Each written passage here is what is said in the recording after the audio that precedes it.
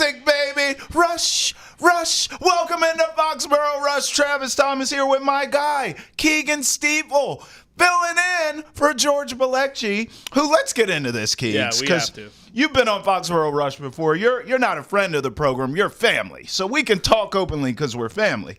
Now, I want you to know, because I call you Keegs. Around the office when I see you, I call you Keegs. Right. But I want you to know this. I swear I had heard you say once your last name, and it was Stiefel. However, when I found out we were doing the show together because George was off, I said, okay, George, cool, man. We'll have fun.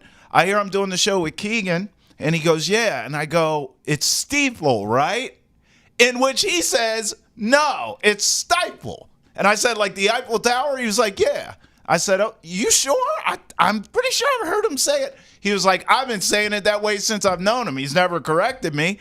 So it is right of George to assume that that's the right way to say it because you didn't check him, Keegs. You got to check him, man. You got to tell him, no, that's not how you pronounce my name. There's just something about you come into a new company, you're a 23-year-old kid, you got the big shot that's always on TV, and he says your name.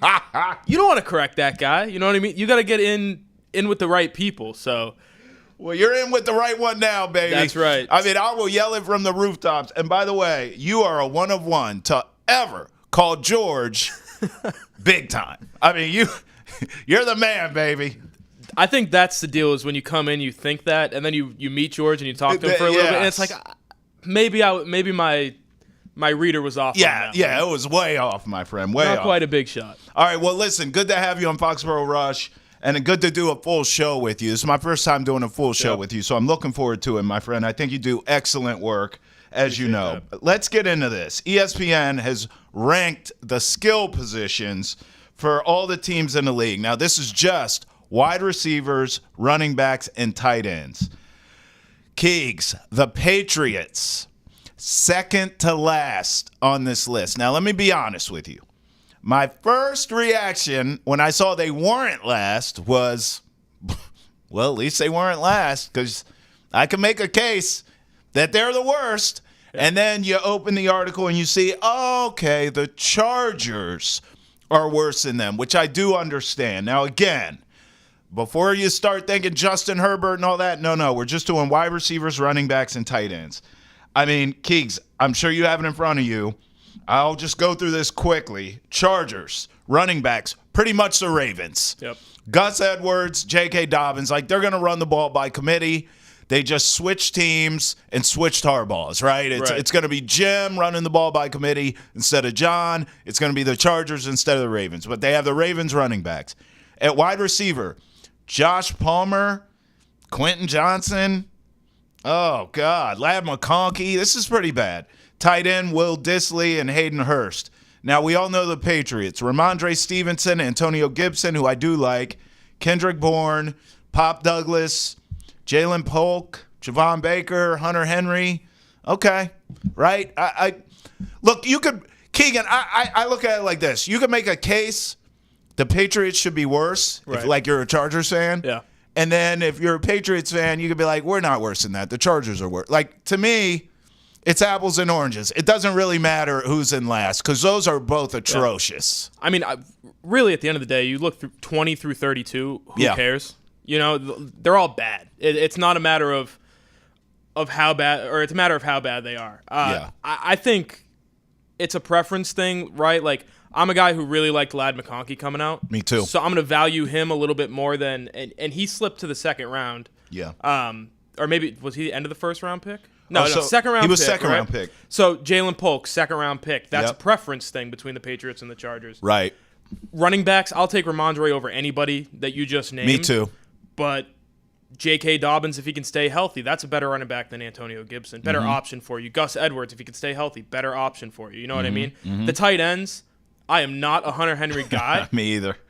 But I'm not a Hayden Hurst guy. I'll tell you that. I'm not a Will Dissly guy. Not Will Dissly guy. These are all tight end twos. Gross. That we're talking about. So another thing where it's about preference. So yeah. Down the bottom of the list, does it really matter? No. We're the Broncos. They suck too. Let's check this out. Number 30, right? Yeah. They're third. And one of the interesting things I will say about Bill Barnwell, he's who wrote this. Yep. He had the Chargers in 2023. He had them ranked fifth.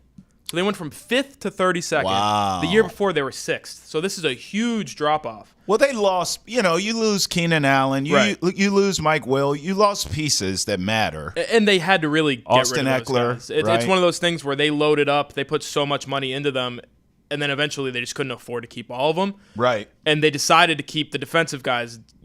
Going into this offseason, it was Mike Williams, Keenan Allen, Joey Bosa, Khalil Mack. Mm-hmm. They could keep one, maybe two. They chose both the defensive guys. They let everybody else go. So that's big drop-off, but it's kind of to be expected. The Patriots, somehow they were 26th last year. You can't convince me that this is a worse unit than the one they had the last 2 seasons. They've got markedly better, and I don't think every other team in the league has also gotten better. That's fair. There's some... How do you feel about these players that's mixed in here? Do you really believe in Pop Douglas? Do you really believe in Kendrick Bourne coming off an ACL? Right. Even Ramondre, to a certain extent. I've said this on the show before to George. I'm interested to get your thoughts. Ramondre has done a fine job. And I agree with you. Before I even go here, let me agree with what you said off the top, which was when we're comparing these groups, so we're looking at running back groups here, and we're talking Chargers, we're talking Patriots, even Broncos who are bottom of the barrel too. And you said, I like Ramondre Stevenson better than anyone these other teams have to offer as far as RB1. Can I first say I agree with you? Okay, I want to preface my comment that I'm about to go to with saying I do like Ramondre Stevenson. Here comes the but. But I have been waiting, and I think I speak for a lot of Patriots fans, where we've been waiting for another gear, another level to Ramondre. We haven't got there yet because he keeps getting banged up. Right. So, yes, when you say a J.K. Dobbins, a Gus Edwards, these are catastrophic injuries we're talking about. Right. That's not the case with Ramondre. He'll get a high ankle sprain or something that will kind of keep him limited for weeks at a time, where it's like, he's playing, but he's not at 100%. And because of that, you're not really getting Ramondre's full maximum potential, his ceiling, if you will. So I'm still waiting for that. If you can get that, if this guy can stay healthy and give you the best he can for a full season, well, I think that uplifts wide receivers, tight ends, the whole offense. Absolutely. And they move up this list. I mean, you saw it 2 years ago where he led them in receptions. He had more catches than anybody else. He was obviously their number one running back in terms of rushing yards. He's the best player on that offense. He is. Whether you want to talk offensive line, quarterback, whatever. He's their best player. Yeah. But what comes with that is you want to feature your best player, and then, like you said, the high ankle sprains. Last year, I don't think that was an injury that should have kept him out for, I think it was 6 weeks at the end of the year. But you're 4-13. You're not. Who gives? Right. I almost It's got us kicked off the air. It's a family program. You're doing all right. But who cares? You know what I mean? You don't need that guy back because at the end of the day, you just want to get him healthy for the next season. No, that's a fact. So I think if you keep relying on him, is he going to be able to break through and stay healthy? That's the question moving in. But as a player, you can't help but love that guy. That's a good football player. All right, now here's where I'm going to throw you a curveball. Okay. I still don't think it's too late to trade for Brandon Ayuk. Am I crazy? Now, I've been saying this all off season, going back to the draft. I thought on draft night you could have made a move. Yeah. This guy has openly been saying, I want to get paid. I want to get paid. My numbers are there. Look at all these receivers getting big money. Pay me. Hey, 49ers, yoo-hoo, right here. I'm wide receiver 1. Debo is the Swiss Army knife, but I'm the guy here. Yeah. And the Niners are saying, yeah, we think you're worth about $26 million. And the reports are they have offered that. And he said no. So this is clearly headed for a divorce. To the point, Keegs, I got my boys in D.C. calling me saying, Brandon Ayuk's on TikTok again begging to be a commander with his friend Jaden Daniels. They hang out, they're BFFs. We saw the teammates. We saw the viral video where he's like, they don't want me, man, and all this. So instead of letting the Commanders get this guy, I have been screaming from the mountaintops, like your last name is Stiefel and not Stifle, that you got to go get Brandon Ayuk. You got to be the team that comes in midnight, no one's looking, make them an offer they can't refuse, and then pay him so he's happy. And then voila, all your problems are gone, Keegs. You got a true wide receiver one. I think it's a beautiful thought. I really do. And I'm surprised Brandon Ayuk hasn't sold his house yet. Like, he does not want to play in San Francisco anymore. No. I don't think San Francisco cares. I think they view it as, all right, you can go leave, but let's go win a Super Bowl real quick. Okay. We've got the best team in the NFL on paper. You know, the asset management, he's putting them in a hard position because they have to make a decision. Do they want to go all in, knowing that they're going to lose him next year? Right. Or do they want to ship him off, think that they can still, supplement that spot? Obviously, they drafted Ricky Pearsall. They think he can step into that role eventually. Yeah. I don't think they care. I think they're willing to look at it like, hey, this is our year to win it. Yeah. Just like it was last year, just like it was the year before. And they've continued to add. You just can't risk giving up a huge piece of that offense in a year where you have a chance to win a Super Bowl. That's fair. Whether you're going to lose him or not. He's gone. At this point, I'd say it's 99% that at the start of next year, he's on a different roster. But you can't give that up. With a chance to win a Super Bowl, you got to keep him around and kind of play your cards right, I guess. Yeah. No, that's a fair point by you. It's not so much what he wants and what the Patriots wants. It's more about what the 49ers are going to do. That's exactly it. They have all the leverage. That's right. And they do. And by the way, Keegs, great franchises always do. Absolutely. Funny how that works, huh? Yeah. The teams that get hung over a barrel are at the bottom of these rankings that we're talking about. So I actually just am curious because I don't have it in front of me. I know you do. Just for shacks and giggles, because I love this game so much, give me the bottom five and then give me the top five. So we already know Chargers dead last, Patriots, go up from there. Give me three more. Denver. Yeah. The New York Giants. Oh. And the Carolina Panthers. Oh, God, those are all god-awful.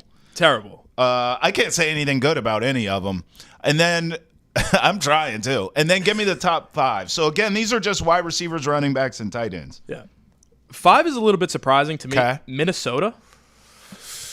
Justin Jefferson, Justin right? Jefferson alone, bro. But Jordan Addison, great player. Yeah. What do they got at running back right now?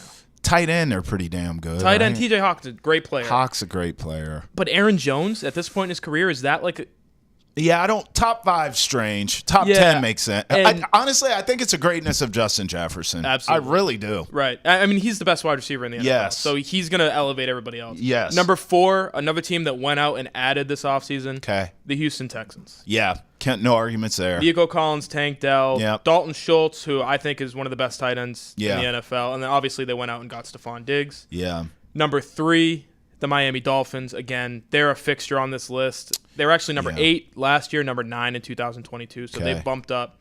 Really haven't done a ton to change that unit, but they don't need to. Yeah, top two of the. It's the best wide receiver duo in the NFL. Yes. Go out and get Odell Beckham Jr. Yep. Who knows what he is right now? Yep. But, number 2, the Philadelphia Eagles. Okay. So take No Jalen problems. Hurts out of it, A.J. Brown, Devontae Smith, Dallas Goedert. That's a really good unit. And then, of course, what they went out in the offseason and did, they added Saquon. Yeah. That's a great unit. And then number 1, we just talked about him, the San Francisco 49ers. Wow. So does that change if Brandon Ayuk ends up getting shipped out? Probably. But right now, that's an insane unit. Brandon Ayuk, Deebo Samuel, George Kittle, Ricky Pearsall. That's a great unit. And then Christian McCaffrey, obviously, at running back. So You know, Keegs, I'm a little disappointed in myself, man. Like, I live to rip apart ESPN rankings. Like, it's what I do. ESPN rankings, Pro Football Focus rankings, any ranking you want to rank, I'm here to tear down the rank. It's you know ranking what I mean? season. It's ranking season, and I live to just obliterate these things, but I can't do it. The bottom 5 speaks for itself. Right. I mean, that is Poopy McPooperson. So they got that right. And then the top 5, I would consider changing some order, I guess, in some of the ranking, but the top 5 I don't have a problem with. I'll let you go on this because I want to move on. Where are the Lions in this list? Because here's one thing I'm noticing, a trend of. 2 teams that I'm high on coming into the season are getting a lot of disrespect in a lot of these rankings. The Lions are one. The Indianapolis Colts are another team that I'm high on this season, and they're getting no love in these rankings. I don't care about the Colts right now, but where are the rankings for the Lions as it pertains to wide receivers, running backs, and tight ends? Because I think they're really good too. The Lions are right outside the top 5 at number 7. Okay. But I think what will surprise you and Yeah. what you might be able to crap all over these rankings Okay. for, number 6, the Chicago Bears. It's a little early. I get it. It's a little early, but Yeah. I get it. I mean, listen, Keegs, if they live up to the hype, they could be top 5, bro. If they live up to it. Absolutely. But you're looking at a guy we also talked about earlier, Keenan Allen. This 34-year-old Keenan Allen. Right, I know. Well, I mean, he's just a piece. And all he does is put up 1,200 Yes. yards. Like, I understand that. But at a certain point, you have to imagine it's going to fall off. And then DJ Moore is a great wide receiver, too. Yes. If he can stay in that role, if Roma Dunze can be the top guy, of course, that's a great unit. But where do they fall in the pecking order? You know what I mean? Yeah, especially with a I new agree. quarterback in there. It is a little bit early there. All right, let's move on to training camp battles for the Patriots. Now, I know you're going to be at camp. I'm going to try to get out there. I just want to bask in this for a second. Keegs, it starts July 24th. Beautiful. I mean, can we just come together? Can we just love the fact that training camp is right around the corner? Keegan, Boston has been so good to me. Let's get personal for a second. All right, let's do it. When I was in D.C. for years, and even Baltimore, covering Ravens, Commanders, you name it, right? The world, I mean the sun and the earth revolved around football, okay? It's not that I didn't talk when I was in D.C., baseball and Nationals. Of course. Capitals, of course, during hockey, Wizards during basketball. But let me be clear when I say this. Most of those teams sucked, okay? Most of them. Yeah. So I just lived for football. And when camp came around, I was like, oh, football's back. I went into a deep, dark place when football season was over, Keegs. Moving to Boston has changed my life because I love talking Bruins. They're actually good. I love talking Celtics. Oh, we got a parade, baby. Pretty good. Banner 18. Pretty good. How about them Red Sox? Everyone told me the Red Sox were going to stink. Au contraire, mon frere. They balling out. Pretty good. But I still can't help it, Keegs. My body clock is adjusted to training camp. And when training camp starts in our world, football season starts, baby. Right. So let's talk about some of these position battles, as it is right around the corner. We'll start with Drake Maye and Jacoby Brissett. That's what everyone wants to talk about. Now, on this show, you already know, behind enemy lines, George and I are diametrically opposed. Yep. George essentially wants a red shirt for Drake Maye. He wants to treat this like red shirt, don't even play this season. I'm like, bro, you're going to get everyone fired. I want Drake Maye by week 8, but I reserve the right to say it sooner because I'm trending sooner with all the news out of OTAs and mini camps, and he's picking things up quick. We're going to get to Hard Knocks later, but he doesn't have Shaq for brains like the kid can process quick. Keegs, I think Drake Maye might beat out Jacoby Brissett, but the Patriots decide to still start Jacoby because they just want to bring the kid along slowly. I actually think Drake Maye is going to outperform Jacoby in camp anyways. So I'll say this. You love being around here, and I get it, because who would want to be anywhere else, right? That's right. You weren't here 3 years ago. No, I wasn't. And let me tell you a story about what happened 4 years ago. Okay. Cam Newton. Oh. He's the veteran, right? Yes. He comes into camp. Everybody says, all right, this is Cam Newton's team still. He's got one more year. Yep. And then we're going to hand the reins to Mac Jones. Yep. And then what happens during training camp? Mm-hmm. Mac Jones outplays him. Mm-hmm. I don't think anybody who covered that team in 2021 will forget the practice against the New York Giants where Mac Jones looked like the second coming of Tom Brady. Come on. Best quarterback I've ever seen on a field. It was unbelievable. So you got to give him the job, right? Wow. That's what the Patriots do. They give him the job. Look where we're at. Yeah. You know what I mean? It's one of those things where this is obviously a different coaching staff, different regime. But at the end of the day, a lot of the people who are here now are just in a bigger chair than they were before. They were here back then. Right. So they saw a team get handed to a guy who wasn't prepared. He wasn't ready for the job, and he obviously way over exceeded any expectations of his rookie year. And then the changes start coming, and it goes straight down. I don't think that they're willing to go through that again. Yeah. I do think that they're willing to wait a year, if it has to be that long, which I don't think it will be, to just give this job to Jacoby Brissett. Let Drake Maye sit and take everything in, learn how to be a professional, whatever that means. You hear it all the time. I don't know what it means, but they say it, so it's got to mean something. Yeah. Learn how to be a pro. Yep. Learn the offense. Become comfortable. Have his own voice in the huddle. It's those things that you always hear.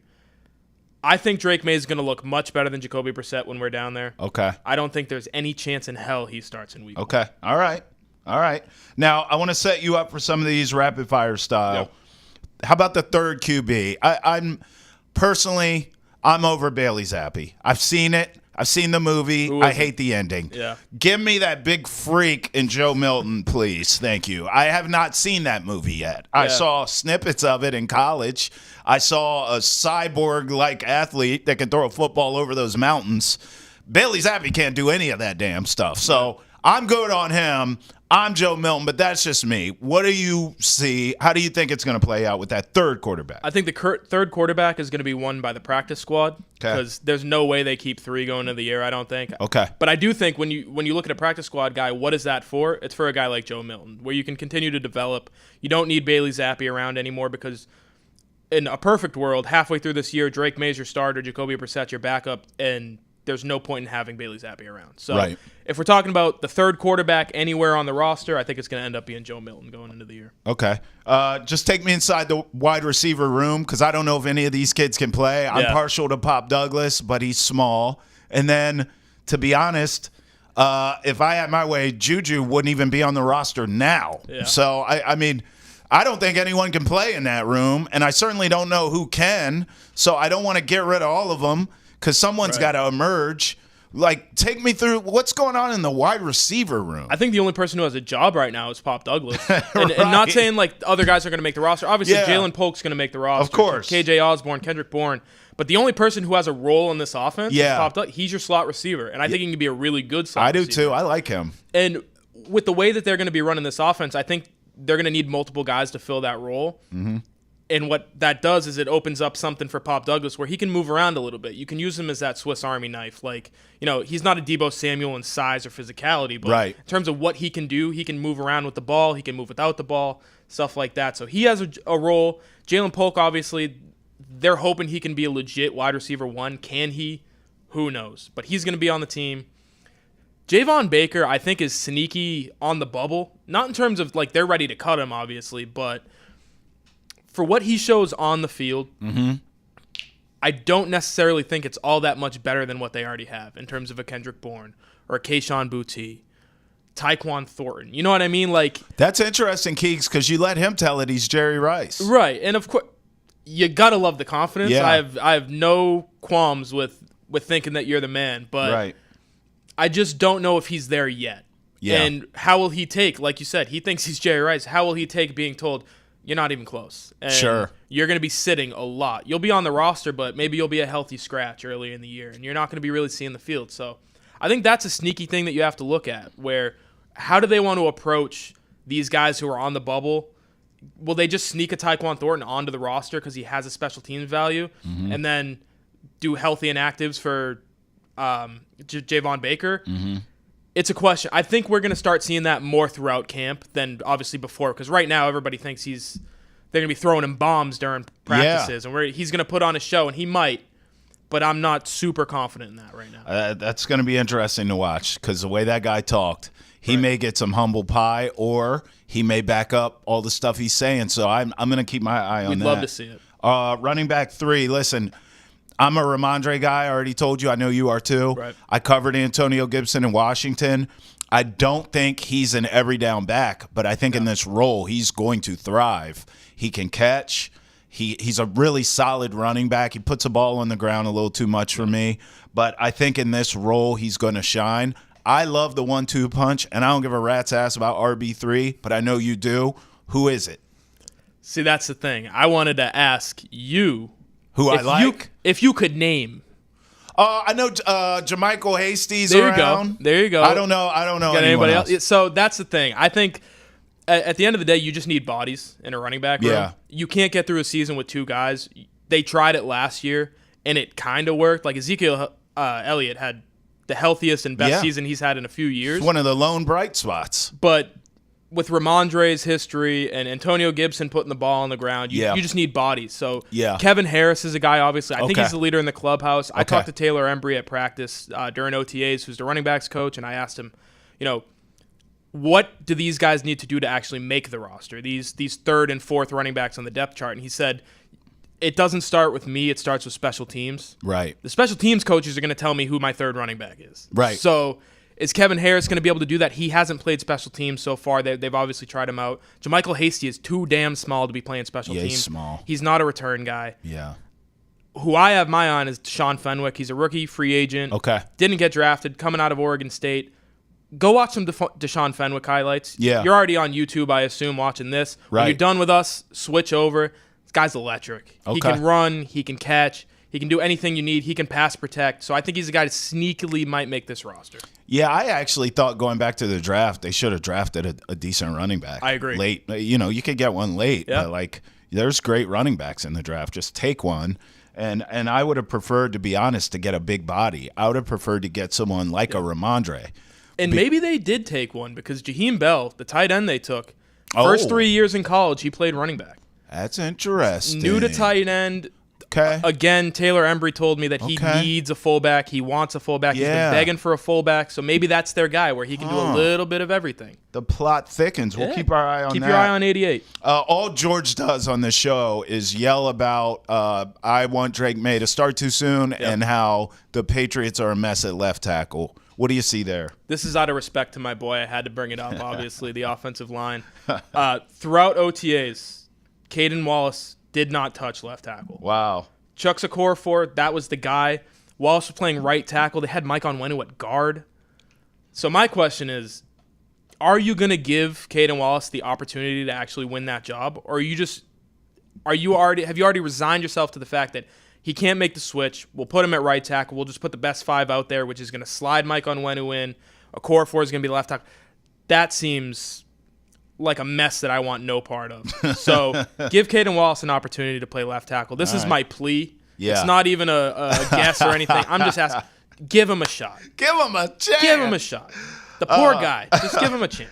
All right, let's go around the league now. And obviously, you can include Patriots here too. But, they always talk about cap casualties. Do you feel like there are some cut candidates around this league that we need to keep our eye on, either from the Patriots or that maybe the Patriots can go get if they get cut from a respective team elsewhere? I'll give you a quick one on the Patriots. It's Juju. Okay. Right? We talked about him 2 seconds ago. You said you don't want him on the roster. No. I don't think anybody in the greater New England area wants him on the roster. Yeah. So that's the obvious answer. And then around the league, we just talked running backs. Miles Sanders. And that might not be a guy that you're thinking of right away, but he signed last offseason in Carolina, $25 million over 4 years. Okay. This is what he did. 129 attempts, career low. Yeah. 432 yards, career low. Wow. 3.3 yards per attempt, career low. 1 touchdown. Second lowest of his career because Jalen Hurts was the only person Philly allowed to score a few years ago. But he lost his starting job to Chuba Hubbard. They drafted Jonathan Brooks. Yep. They can save a little bit of money. Not a ton, but they can save a little bit of money cutting him this year. And if they do, I wouldn't mind giving a guy like that a nice prove-it 1-year deal. You give him a few $1 million to come in and be your number 2 running back.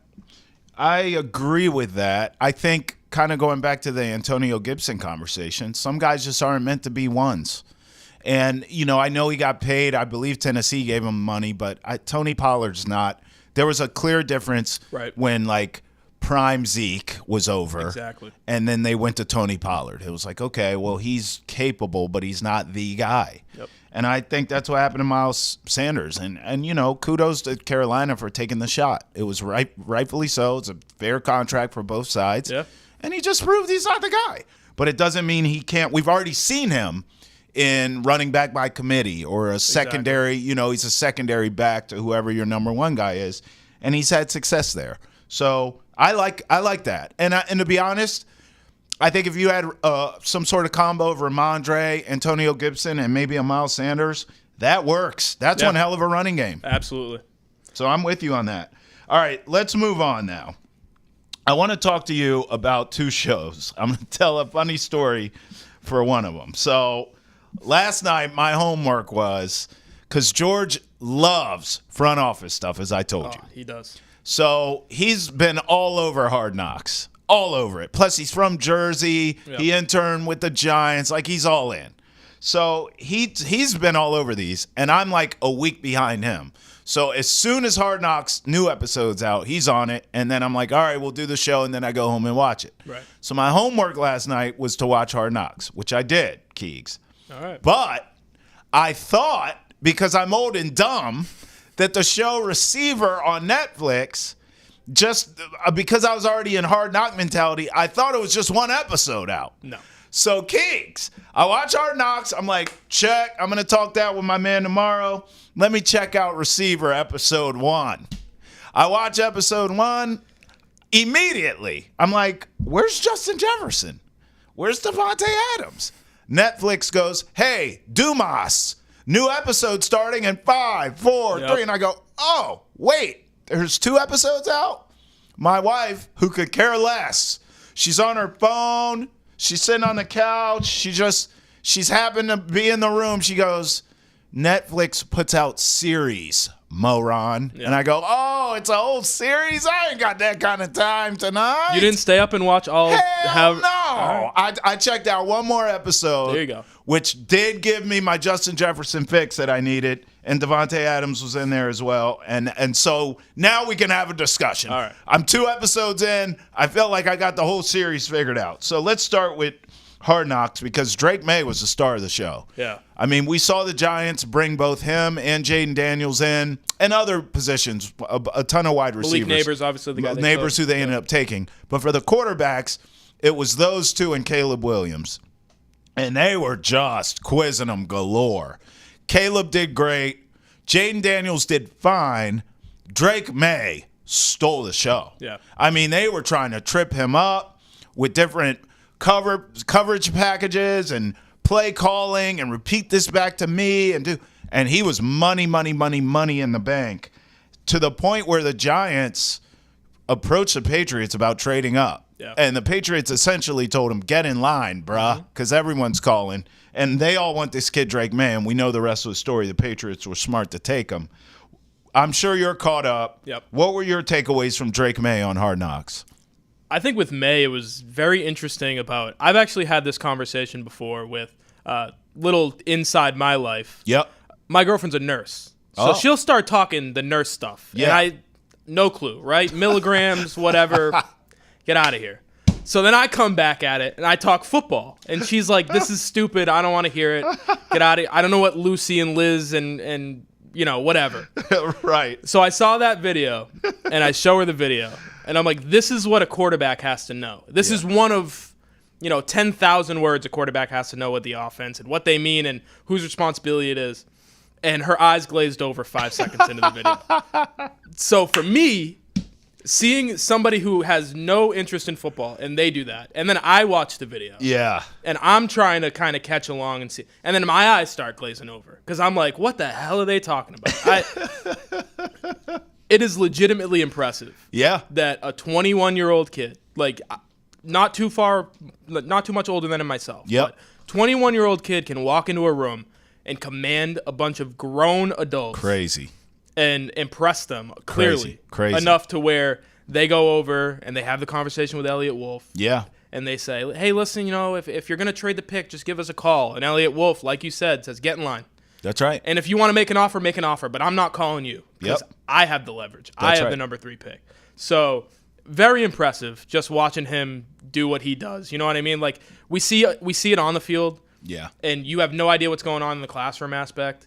But to be able to get an opportunity to see that and then knowing the situation he's in, you have to feel hopeful moving forward. Bro, I was already fired up for Drake Maye because I watched every Drake Maye snap at UNC, just being a college football junkie that I am.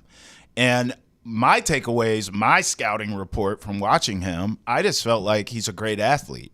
Right. And I watched him, unfortunately, in college run for his life because his freaking offensive line sucked. Awful. And he was without his best weapon his last season at UNC. But his offensive coordinators were well, I mean, it was a mess. Yeah. It's UNC. Here it is. It's a basketball school. That's right. Need we say more? But my takeaways were like, okay, physically can make all the throws. He can run, even though I saw him run for his life. He was running. So, with the right offensive line, a creative play caller, I know he can run. Maybe we can have design runs. Maybe we can get RPOs or bootlegs or waggles, whatever for him, right? So that was my takeaway from watching him in college.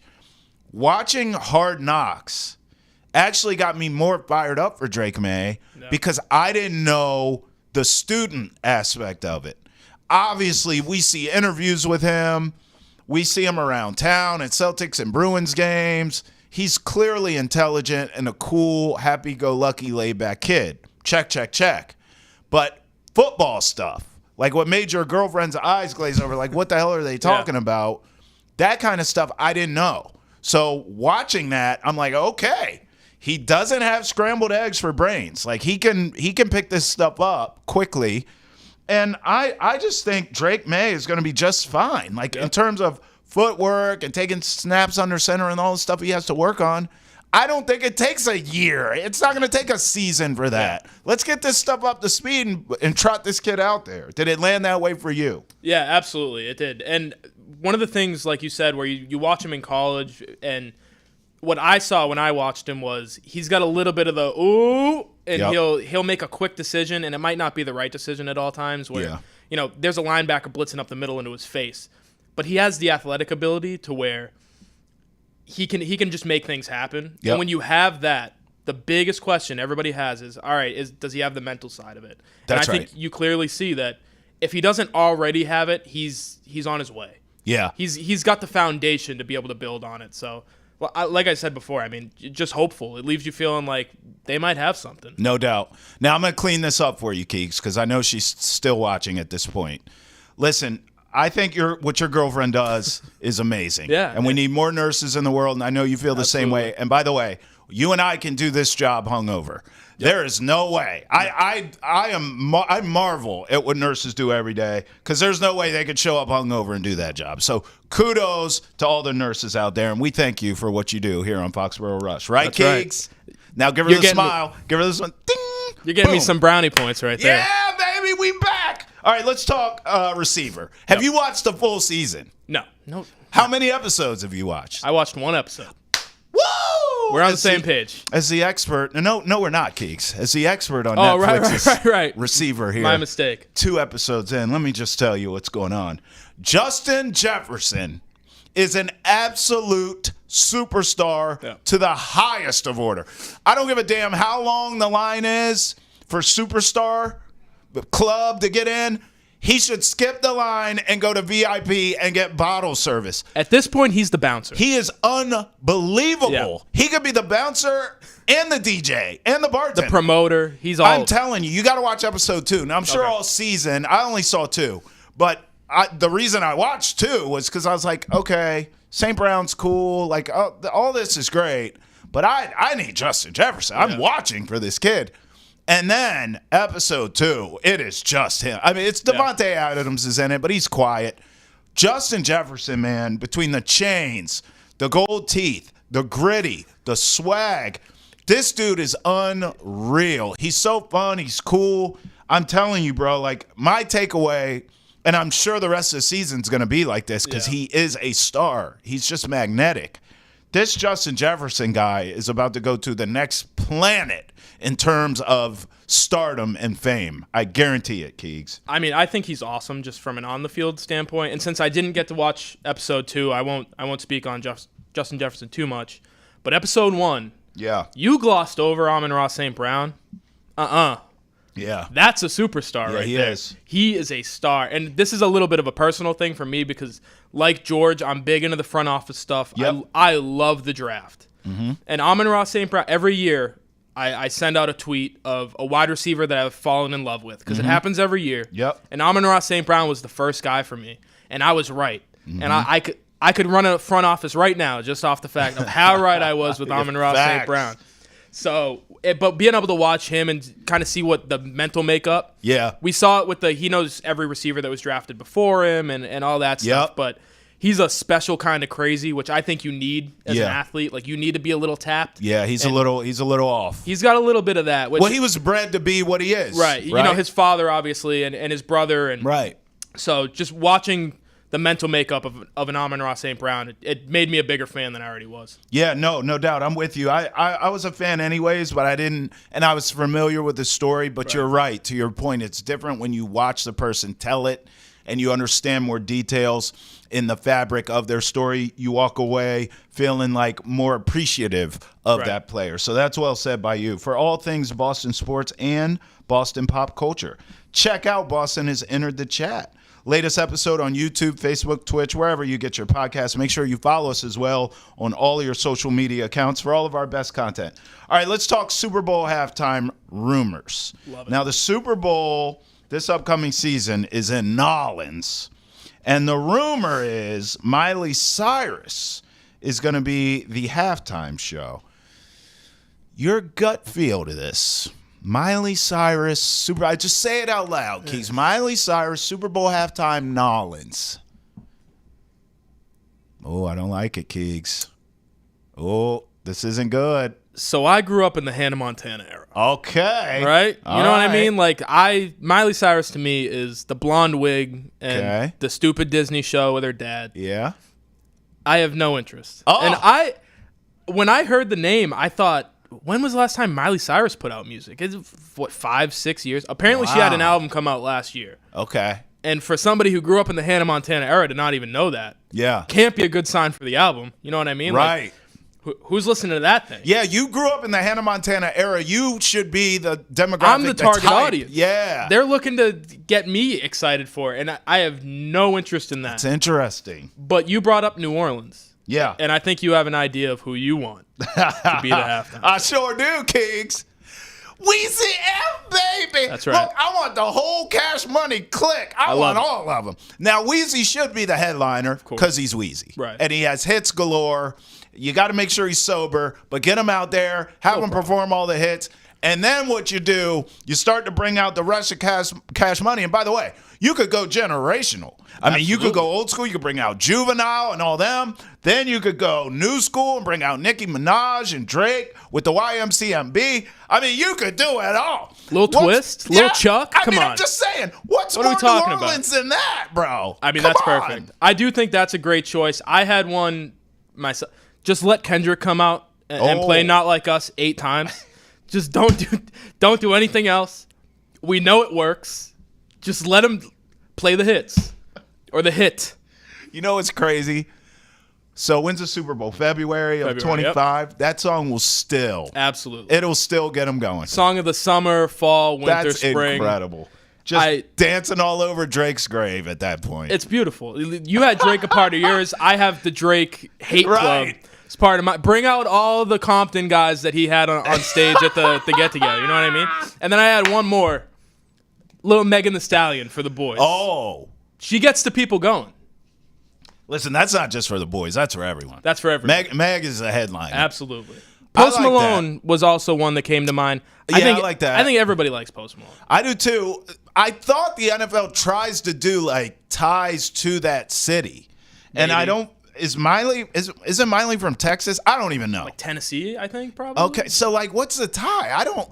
If we're not doing the tie-in and we're just doing big acts, then yeah, like I'm down with all of your list. You could do Meg Thee Stallion. You could do Post Malone. Bring them all out together. You could actually do that with Miley Cyrus. Yeah, they do the ensemble, right? They have the special guests. I don't hate this, Keeks. In fact, I like it a little more than my Cash Money takeover. Do you? Yeah, I do. Because Cash Money takeover is a little too themed. Right. Whereas, like, if the NFL doesn't care about that and they're just going to get superstars out there, I like your game plan better, actually. All right, last time they were in New Orleans, one quick thing. I want to see where they were. Beyonce and Destiny's Child. That was the last time they had the Super Bowl in New Orleans. Was that the when the lights went out? Yep. That would have been, what's that? San Francisco Ravens. It was the Harbaugh Super Bowl. Yeah. Yep. And then before that, like Big Bad Voodoo Daddy, I don't think, are they alive? I don't know. Yeah. It's been a while. Okay. All right. I think I like I'm on board with you, bro. All right. You've talked me into your halftime show. Hey, listen, if the broadcasting or the front office stuff doesn't work out, You could just plan halftime shows. An event planner at this point, yeah. I mean, it's all there. You play the hits. You know what works. Go with it. I love it. Keagan Stiefel filling in for George Malecki. Travis Thomas here. We always enjoy you here on Foxboro Rush for all of our best content of the day. Make sure you follow us on Facebook, X, Instagram, YouTube, and TikTok. Till next time, Foxboro Rush when we'll do it again, baby. What a rush. Peace.